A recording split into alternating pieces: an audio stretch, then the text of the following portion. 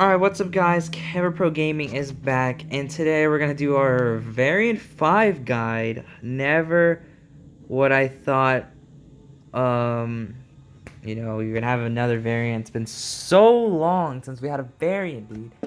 And this is my first variant, pretty much completion guide. I think out of all the variants, if you've not done the other variants, even 100%, I believe the completion rewards are like 10 times better than 100%ing the other variants. Because here you get the awakening gems, which are not awakening. You get the gems that are generic. You get the rank 4 to 5 gem just by completion. I didn't even know that. I think the only thing, yeah, the 5-star awakening gem is still an exploration, but I think exploration is still worth it here. So I think you guys should definitely complete this variant out of all of them first. Difficulty wise, I think this is harder than variant 4. I think this is like the same level as variant 3, to be honest. So it's not that bad. I do think variant 4 is really easy, because variant 4 was like handing out the rewards for free, while here you really do need to earn them. There is a little bit of a few counters. You also need specific champs, which is pretty difficult. But anyway, let's start. So I'm not sure on this path, but I think Venom the Duck could work here. Because they have armor, and I think if you can SP2, I'm not sure yet, but I believe Venom the Duck can work in here. The easy path, I would say, could be the middle or it could be the right side. Immunity debuff is pretty annoying, but at least you don't have to deal with the energize. I think the storm was such a pain. I used magic for her. I really hated that fight though. Really hated that fight. And actually, I think Mojo was a big pain as well. So don't fight that Mojo. That Mojo is a big pain. I think this path is probably easiest. Juggernaut and Colossus path, they seem to be pretty easy, just annoying. Mojo, you're just gonna suffer degen. I don't think there's anything you can really do. The degen damage is way too crazy. But if you can get through him, then Mysterio, actually not that bad a face. Magneto is not that bad a face, especially with special 1 bias. Can help out a little bit. War Machine is not that bad. Iron Man Infinity War can be bad. Venom could counter him. Same with Havoc. But Strike Back is a bit annoying. So I recommend saving up to SP3. And when they're like, I don't know, like 5%, you should be fine. This fight, however, I hate this fight. I hate it. You got Mighty Charge and their immunity debuff, and then there's Mystic War, so you can't even nullify the armor she's getting. So this fight sucks. What you're gonna have to do is you're gonna have to hold block until she throws a heavy or until she ends the combo. You're gonna have to bait the special, which, I mean, that's obvious.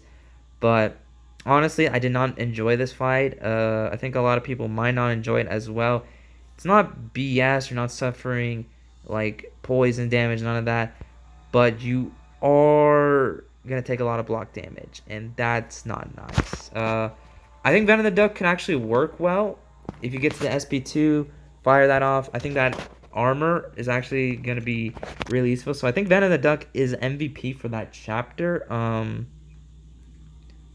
So now I literally just done the live stream. I'm just starting to record. So let me guys know what you guys, if you guys have any good counters. Like we're like literally can't bring that much champions, but there probably some underrated counters out there. So if you guys have any good counters, please let me know in the comment below, and I will pin it to help the other people out. Easy path here. I went with this. This path was really annoying. I don't think I really struggled on this path. I think Thor Ragnarok was only the biggest pain, but that was because I got some bad auto block RNG. This path wouldn't have been that bad, But it's just that a Nihilist, unless you're a good Nihilist fighter, yeah, good luck with that. I think Symbiote Supreme could maybe work. And here it's just stun immune, which is not that bad. I think this path actually is really not that bad at all. So I think, yeah, this fight looks pretty. Just how I'm not sure if there's a long shot counter. I'm not really sure if there is a long shot counter. If there is, bring that chip and clear this path. This path is really easy. Gamora is really easy compared to the Captain Marvel. Um, you're just gonna have to deal with Power Shield. But to be honest, the only thing she's immune to is stun. Other than that, everything else works. So just use your special when she's on Fury, because if she's on the armor, she's gonna gain crit resistance and armor up by 3,000. So make sure you throw your special when she's at the Fury. Other than that, this chapter is nothing to worry about. Maybe 100%ing can be a bit of a pain, but for completion, I say if you have a long shot counter, go to here. If you don't and you're good at fighting a Nihilist, you can go to here. And if you don't have that, I guess you can go to here. It's really all the paths, depends on what champs you have. I don't think there's an Iceman counter. If there is, I would have taken this path. But the thing is, they are armor break immune, and I'm pretty sure that Red Skull's gonna be a bit annoying. Let's go to the other paths. And I'm kind of speeding through this. I do apologize. But to be honest, this variant's not that hard for completion. I really think for completion, it's not that hard. Here, the path I took is here. I don't think, yeah, I don't think I died. So that was really nice. I used Symbiote Supreme and he destroyed that Vision Arcus. So if you have him stacked up, make sure you bring him here. I also forgot to mention, you get these little buffs. Chapter 1 was completely useless to me. I didn't find myself using it. Chapter 2, I think you can notice it a little bit, but not too much. Because I don't think not that many. I think this path is like the only path that they have a lot of buffs. And I guess here as well. But every other path is kind of I would have gone to take this path, but I don't really have a Mephisto counter. So if you do have a Mephisto counter, by all means, you can take this path. But to be fairly honest, I don't even know what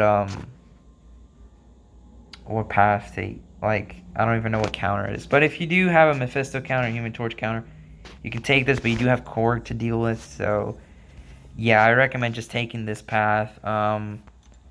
Domino's a bit annoying as well, so don't take that path. And this path is also annoying because they punish the Mystic champs here, so that's just annoying. So, oh yeah, Scarlet Witch, screw her, because I don't think there's any poison immune champs. If there is, bring it for this fight. But I got so bad RNG. There was one time I got poison, a heal block, and I couldn't use willpower to heal because it's a heal block. And then the next fight, I got 2 poisons, and then I got power drained, and then I got heal blocked. Oh my god, that was stupid. So I had to revive.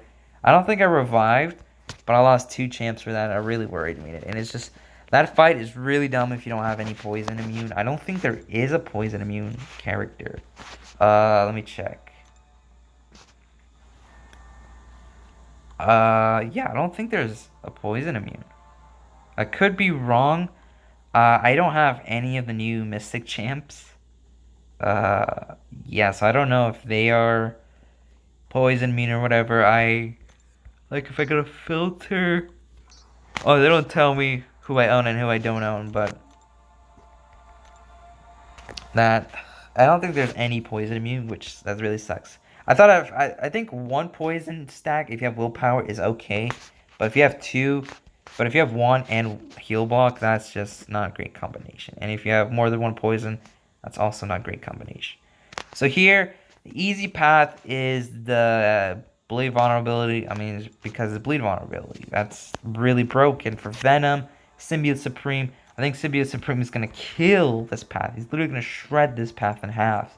Because all of them are bleed immune, or not bleed immune.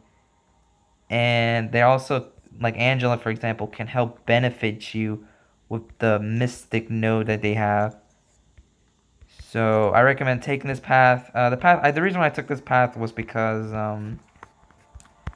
I just wanted to save this path for 100% because this path is really easy and I just want to save an easy path for later. But honestly, screw this path as well, dude. That Nick Fury, I hate him so much. And Gulk. Storm. Storm, you can one-shot with Symbiote Supreme. I got the one-shot, but I had 1% HP left. Problem was Burden of Might is here, but if you are lucky, if you know how to kind of, counter that, you should be fine. For the one-shot. But mine was rank 5 and I barely got the one shot. But the thing is, it wasn't because I was weak. It was because I couldn't get to my SP3. And you really need to get to the SP3. Because once you get to SP3, it's over for it. It's game over. But it's that burn the might that kind of counters Symbiote Supreme. But the good thing is, right when you get that SP3, use it so you don't get power drain from the power gain buff you got right there. And you should be having a good time. Okay, so for this fight right here, you really need an evade counter. I don't think it's required, but if you have Venom maxed out, you 100% need to bring him in. Definitely take this path. This path is life transfer, physical thorn. I think the only pain path I had was Emma Frost, but that was because I couldn't armor break her because she didn't let me. But other than that, everything else is a bit of a pain. I was gonna try to take this path, save the easy for last, but this combined with Quake and Limber is just stupid. It's really stupid because you cannot heavy intercept. And yeah, I think it's impossible to die. Even Dormano's degen couldn't. The life transfer out heal the degen, so it's really nothing to worry about. Just be careful with that Emma Frost. She can be a little bit tricky, even on that life transfer. So here, you definitely want to bring Venom, because you don't have to worry about Spry. You don't have to worry about the best defense. And you don't really have to worry about Limber. Because, normally when they're stun, or not, normally when they have the evade charge, you want to keep stunning them, so you can do a 3-hit combo, but with Limber, that prevents you from doing that, so... Spider-Gwen, Stealth Spidey, they're a pretty good shout-out because they have slow. They can slow him down. I actually don't know if it will work with the... Actually, no, I think it worked. I think it worked because I used Spider-Gwen. I think she countered a little bit, I think. I don't remember. But yeah, Venom destroys this path, or this Symbiote Supreme. So if you have him, at rank 4, he should be fine. But preferably at rank 5 would be great. And especially since you're going to 100% variant, you probably get that variant, gem. So, that means you should definitely have a rank 4 Venom at this point. Everyone should, unless you don't have him, of course. Then maybe use a 4-star. And the final chapter, wasn't really anything to worry about. I just went up straight up here. Venom took care of all of this. And Symbiote Supreme took care of that. Stealth Spidey take care of that. And Venom has nothing really to worry about. Just Energize, Unblockable Special. He does have a, yeah. Other than that, it's really nothing to worry about. The Mystic Ward does suck, so you can't nullify him. But honestly, dude, he, it's really a piece of cake. There's nothing to worry about. So I'm happy that the final boss managed to be the easiest. And then, yeah, take the middle path. I don't think all the other paths are a bit annoying. I guess this path's not that bad, Aggressive Fury. So if you don't feel comfortable in the middle, this path right here should be pretty fine. And improved power gain. I took that improved power gain, and that did not work in my favor. And yeah, the struggles are very annoying. So, all in all, this variant is 100% you need to complete when you can. Even if you have the chance for variant 4, variant 3, variant 2, variant 1, you need to do variant 5 completion at least. Because you get the 4 to 5 gem, you get the 5-star crystal, you get the tier 5 basic, you get 5,000 6-star shards just for the completion. You get the gold, and then you get these generics, all of them golds, the units, the 6 stones, I guess. Not really. That's a lie. But compared to the other variants, you cannot get this unless you 100%. This variant, you can get this without 100%. So that's pretty cool.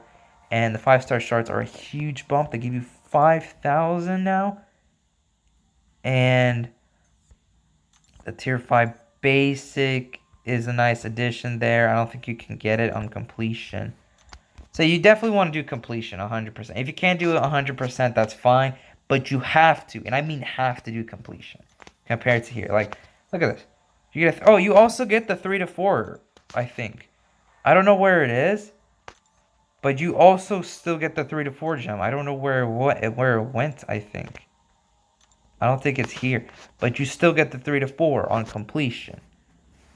Yeah, dude. Just look at the rewards, dude. Just compare and contrast the rewards. Of course, 100%ing is... You have to do completion. A little bit nice that this was a selector, but it isn't. But I guess it's a nice addition. But anyway, thank you guys for appreciating the short guide. I literally just did this after the stream, so I used up all the knowledge I had in my head. There are a lot of other counters that I might not know. If you have any, please comment down below or send me a message on Discord. The link will be in the description, my Discord name. And yeah, you really need to do Variant 5. You have to do it. You just have to. But thank you guys so much for watching. See you guys next time, and peace. Bye-bye.